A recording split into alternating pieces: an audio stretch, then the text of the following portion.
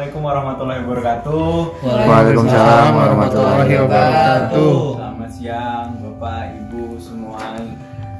Terima kasih sudah menyempatkan waktunya untuk bisa bersilaturahmi, berkumpul kita di sini walaupun dalam waktu yang singkat, dalam keadaan COVID ya, sebutannya gitu Pak ya. Semoga silaturahmi kita ini bisa bernilai ibadah. Ya, amin. Sebelumnya izinkan saya memperkenalkan diri saya. Saya nama lengkapnya Fathul Ma'arif Pak Bu. Cuman kalau orang-orang penyuluhan biasanya manggil Bapak Arif. Kalau di sini kayaknya kalau dipanggil Bapak terlalu tua, bisa panggil Mas Arif aja. Terus saya itu udah kerja di Balai Penyuluhan sekitar 2-3 tahun dan sekarang dapat misi khusus untuk terjun ke Desa Munggur ini karena melihat dari data statistik dan potensi yang bisa digali di Desa Munggur ini gitu. Karena kan memang kalau melihat dari data hasil pertaniannya itu Desa Bapak Ibu semua di sini kan komoditas utamanya padi. Cuman ada beberapa petani yang masih mengandalkan jagung buat jadi komoditasnya gitu kan, buat ngambil hasil usaha dari jagung itu. Maka dari itu saya di sini ngelihat wah ini ada peluang nih untuk di samping usaha jagung gitu. Terus di sini saya mau menyampaikan materi tentang pemanfaatan lahan tanaman jagung yang bapak-bapak punya semua sebagai peternakan lebah madu. Kenapa di sini harus saya sampaikan inovasi ini? Mengingat situasi di desa ini yang memungkinkan untuk penerapan inovasi tersebut gitu. Pertama, inovasi tersebut itu ada karena untuk misi penyelamatan lebah. Jadi kita tahu lebah itu sekarang ekosistem di hutannya terganggu karena aktivitas manusia yang setiap harinya pasti merenggut ekosistem hutan, mengambil pohonnya segala macam. Jadi selain pemanfaatan yang kita lakukan terhadap hutan, kita juga sebagai manusia itu harus mengerti bagaimana cara membalikan itu dan membuat keadaan yang lebih baik lah ke depannya. Seperti contoh yang sekarang itu kita mau ngasih rumah bagi lebah-lebah yang memang kita ganggu ekosistemnya di hutan. Karena kan masih banyak petani-petani yang suka ke hutan, ngebuka lahan. Jadi mereka sudah terlalu berdekatan dengan ekosistem lebah. Akhirnya kita di sini yang harus bertanggung jawab memberikan mereka rumah dari lebah-lebah itu. Dan juga pemanfaatan lahan yang tersedia, kan nggak dari semua lahan jagung punya bapak-bapak di sini tuh dimanfaatin untuk penanaman jagung. Jadi di sini kita coba untuk bikin peternakan lebah seperti itu. Kemudian peningkatan pendapatan ya di sini ini poin serunya nih bapak ibu. Jadi memang lebah yang di ternaknya itu memang lebah khusus penghasil madu yang bagus karena memang mereka mencari makan di lahan jagung kita saat jagung kita berbunga. Itu kan jagung tuh pas saat berbunga kan butuh penyerbukan. Jadi lebah-lebah ini membantu penyerbukan gitu, semakin cepat semakin bagus penyerbukannya, semakin cepat juga bapak ibu panen. Nah, uniknya madu yang dihasilin dari bunga-bunga jagung itu dia punya cita rasa jagung. Maka dari itu kalau misalkan madunya udah kita panen, kita bisa jualnya dengan ciri khas madu unik khas Munggur gitu, yang punya cita rasa agak sedikit rasa jagung. Selanjutnya ini ada cara-caranya nih, gimana dari awal memulai usahanya. Ini kan disebut usaha ya, karena memang salah satu bentuk tenaga yang kita keluarkan untuk mendapatkan keuntungan juga ya, mendapatkan penerimaan yang Bapak Ibu. Jadi cara yang pertama itu mencari lahan buat lebah. Jadi lebah penghasil madu itu menurut peneliti mereka akan menghasilkan madu-madu yang baik, mereka nggak stres itu kalau mereka jauh dari kebisingan. Dan untungnya desa ini memang jauh dari jalan raya ya, jauh dari jalan nasional Jawa Tengah. Maka dari itu ini jadi tempat yang cocok, apalagi nanti kalau misalkan sudah ditempatkan di lahan yang memang benar-benar nggak berisik, itu insya Allah bakalan bisa bertahan dengan baik ya di kebun Bapak Ibu semua dan bisa menghasilkan. Yang selanjutnya ada pembuatan sarang. Nah di sini untuk sarangnya saya sudah membawakan contoh ya, bisa dilihat Ibu, sarangnya bentuknya kotak kosong. Itu dari kayu apa Pak? Ini kayunya bebas. Kalau di sini kita berusaha merecycle kalau bahasa kerennya sekarang, mendaur ulang kayu-kayu sisa. Ini kalau kemarin saya dapat contoh kayu bekas orang ada yang bangun rumah, mereka punya sisa kayu, terus diminta untuk dibikin sarang lebah. Jadi sarang lebah bentuknya kotak kosong seperti ini. Terus jangan lupa dikasih tutup, karena nggak mungkin kan lebahnya kita hujan-hujanin gitu. Lubang. Nah, ya ada yang mau ditanyakan dulu sebelum lanjut? Lubangnya cuma satu aja Pak? Ya, kalau lebah itu kan mereka akan mengingat satu lubang aja buat masuk rumahnya, dan itu biasanya digunakan untuk keluar masuk.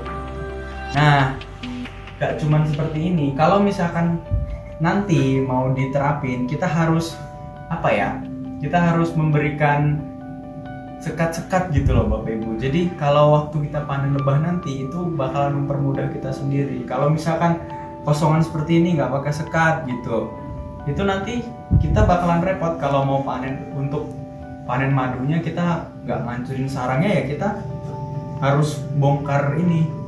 Jadi kalau memang nanti udah di lahan, kita bisa kasih triplek gitu. Kita bisa kasih triplek, dimasukin ke tengah sini.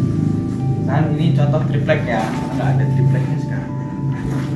Anggap ini sebagai contoh. Nah jadi tripleknya dimasukkan ke sini Bapak Ibu, jadi sekat-sekat seperti itu.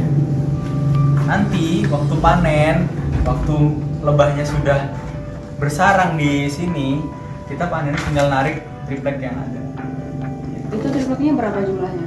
Tripleknya kalau untuk sarang seperti ini sebaiknya 1 atau 2 aja ya, biar nggak terlalu jarang dan nggak terlalu mepet. Kalau mepet takutnya rusak pas kita cabut nanti sarangnya. Terus ukuran kotaknya memang segitu atau bisa lebih gede lagi? Bisa disesuaikan dengan kebutuhan. Tapi karena memang ini dapatnya dari kayu sisa, jadi hasilnya cuma sebesar ini yang bisa didapatkan dari kayu sisa. Terus penarikan lebah. Nah di sini banyak nih yang nanya gimana caranya narik lebah itu biar mau bersarang, karena kan ada yang pernah nyoba ngasih gula, ngasih madu di sarang seperti ini, di dalam dikasih pakai pemancing bahasanya, gula, madu. Ya memang lebahnya itu datang ke sarang itu, cuman mereka datang untuk ngambil gula sama madu yang dikasih, bukan untuk bersarang. Biar mereka bersarang, kita bisa pakai lilin yang dihasilin dari sarang mereka sebelumnya. Jadi kalau memang kita sudah pernah nemuin sarang lebah madu, kita bisa ambil lilinnya itu. Ada, kalau sekarang udah ada jualannya. Besok kalau saya kesini lagi saya bakalan bawa contoh lilinnya ya. Jadi nanti lilinnya itu diolesin ke tempat media yang mau dibikinin sarang. Kalau kita di sini kan di triplek ini tadi kita olesin lilinnya. Itu baru kita taruh, terus kita tinggalin seperti itu. Ibu, kalau untuk narikan lebah, sarang, kemudian ini intinya lahan. Pertama lahan, kita harus mencari lahan yang memang tidak berisik. Jadi itu untuk materinya Bapak. Sekarang kita waktunya diskusi, mungkin dari materi yang saya sampaikan ada kekurangan atau memang ada yang belum Bapak mengerti, bisa ditanyakan seperti itu. Monggo Bapak-bapak, Ibu-ibu, kalau ada yang ingin ditanyakan. Ini Mas, mengenai Mas. Oh iya. Ya berkaitan Monggo, dengan Pak. tadi ya, berkaitan dengan tahun-tahun sendiri. Itu sebenarnya yang paling cocok buat dibudidayain di sini apa sih Mas? Oh ya, Tawonnya. jadi tawonnya ya Pak Iya. ya. Oke, gitu. Kita tampung aja dulu pertanyaannya ya. Siap. Ayo, Bapak Ibu, ada yang mau ditanyakan lagi nggak? Saya juga pengen nanya nih kayaknya Mas. Gimana Pak? Jadi kan sebagai petani jagung ya, kalau pengen narik lebahnya tuh gimana sih gitu caranya? Kan kalau misalnya takutnya ya kalau kita pengen mancing lebahnya itu udah kita pancing, yang datang bukan lebah madu. Oh iya. Jadi itu gimana caranya biar datang itu lebah madunya gitu Mas? Oh, nggih. Siap, Pak. Matur suwun, Pak. Monggo. Ada lagi Bapak Ibu yang masih belum? Masih perlu ditanyakan, monggo. Jadi kan tadi masih bapaknya udah dijelasin tuh, udah ditanyain lebah madu atau bukan gitu kan. Terus kalau misalnya udah dibuat sarangnya, terus kapan ditaruh di lahannya? Oh gitu. Siap. Tadi Bapak ini bilang jenis lebahnya, benar tuh Pak? Iya. Jenis lebahnya. Terus mengenai bagaimana penarikannya biar benar gitu. Terus Ibu ini bertanya kapan ya.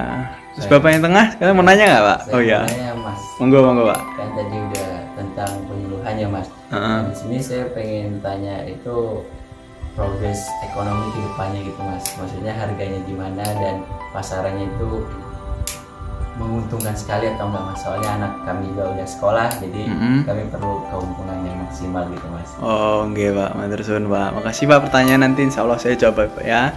Buat pertanyaan tadi pertama, jenis lebah apa yang bagus untuk usaha tani ini? Jadi memang lebah yang dipakai itu dia lebah, nama latinnya Apis mellifera, atau kita biasa nyebutnya lebah bunga itu.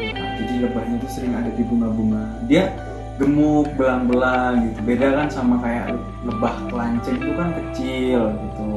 Dan kalau lebah yang kita dibudidayain ini menyengat gitu Pak. Tapi memang kenapa dipilih ini?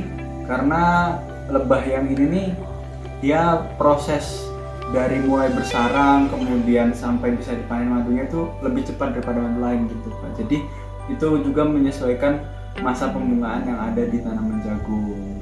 Tuh, kalau untuk tanam pertama. Kemudian tadi ada juga pertanyaan dari bapaknya juga mengenai gimana sih nariknya kalau misalnya kita mau lebah yang ini atau mau narik lebah kelanceng gitu. Kita bisa pakai lilinnya. Tadi Pak saya sudah menjelaskan gitu penarikan lebah. Penarikan lebahnya itu dilakukan menggunakan lilin dari sarang lebah tersebut. Misalkan kita mau pakai lebah madu yang jenis Apis mellifera, mereka kan pasti bersarang. Kita panen sarangnya itu, kita kan sebagai manusia memanfaatkan madunya. Nah sarangnya itu kan bisa dimakan secara langsung, tapi itu ada juga yang memanfaatkan untuk menjadi pemancing lebahnya gitu. Jadi memang lilin-lilinnya yang bentuknya bolong-bolong itu dihaluskan seperti bentuknya hampir sama seperti madu, namun itu lilin dia Pak untuk menarik madu.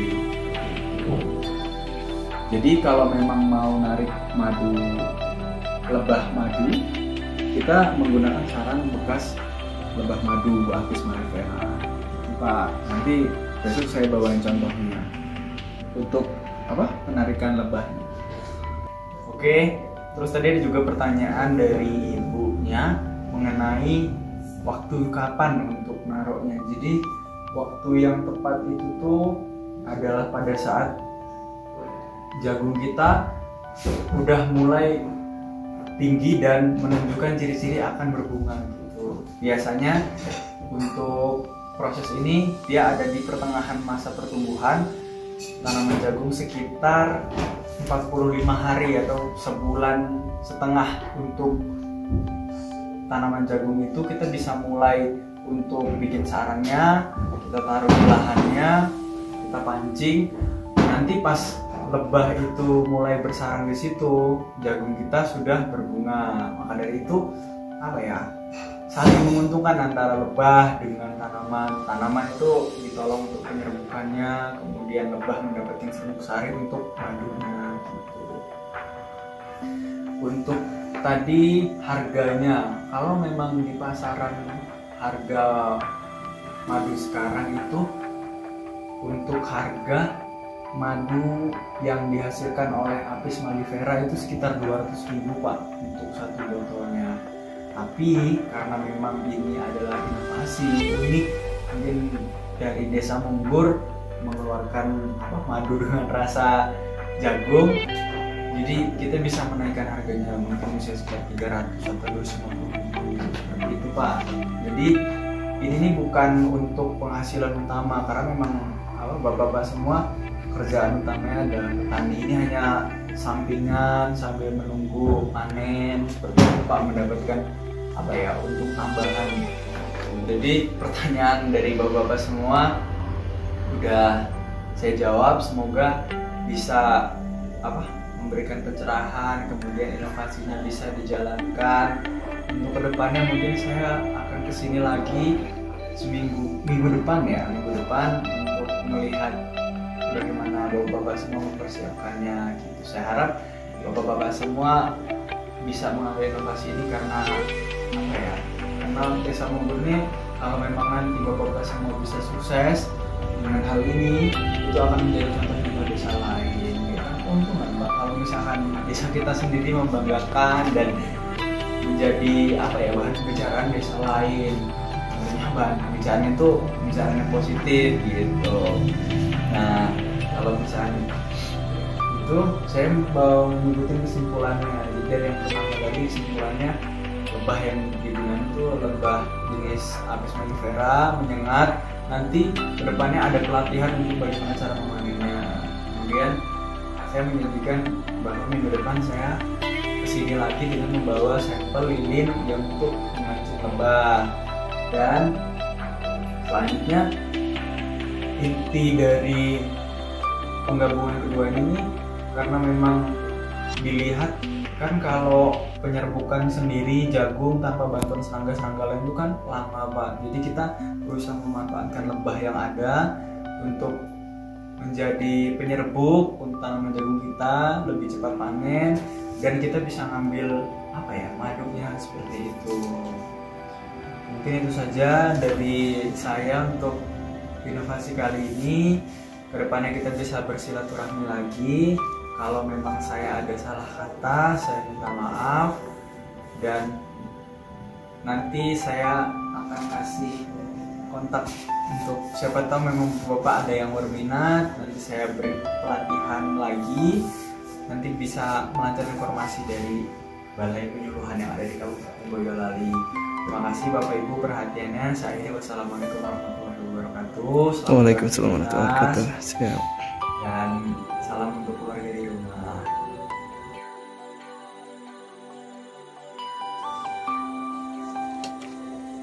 Oke, jadi di sini bakal dijelasin kenapa mengambil materi penyuluhan tentang pemanfaatan lahan pertanian jagung sebagai peternakan lebah.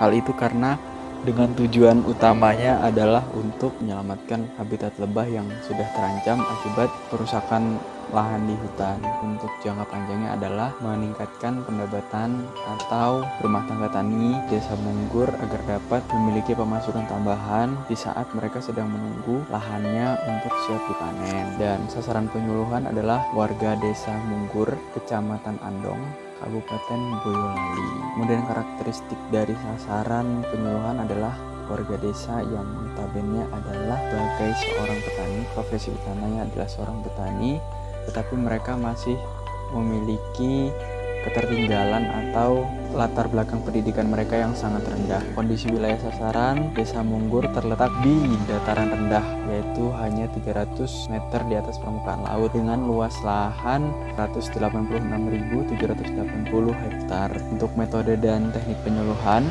metode yang digunakan adalah metode secara langsung, yaitu bertatap muka dan secara berkelompok. Kemudian teknik yang digunakan adalah teknik ceramah dan diskusi. Materi penyuluhan mengambil tentang penyuluhan pemanfaatan lahan tanaman jagung sebagai peternakan lebah. Pemilihan tempat menggunakan salah satu rumah warga yang biasa menjadi tempat berkumpul warga untuk diadakannya penyuluhan. Prediksi peserta untuk peserta yang akan datang memang sudah diprediksi akan tidak terlalu banyak pada saat kondisi seperti ini. Dan juga untuk alat bantu sendiri saya menggunakan PowerPoint. menggunakan LPM dan sinopsis. Untuk alat peraganya, saya menggunakan media dari kayu bekas dibentuk menjadi kandang lebah.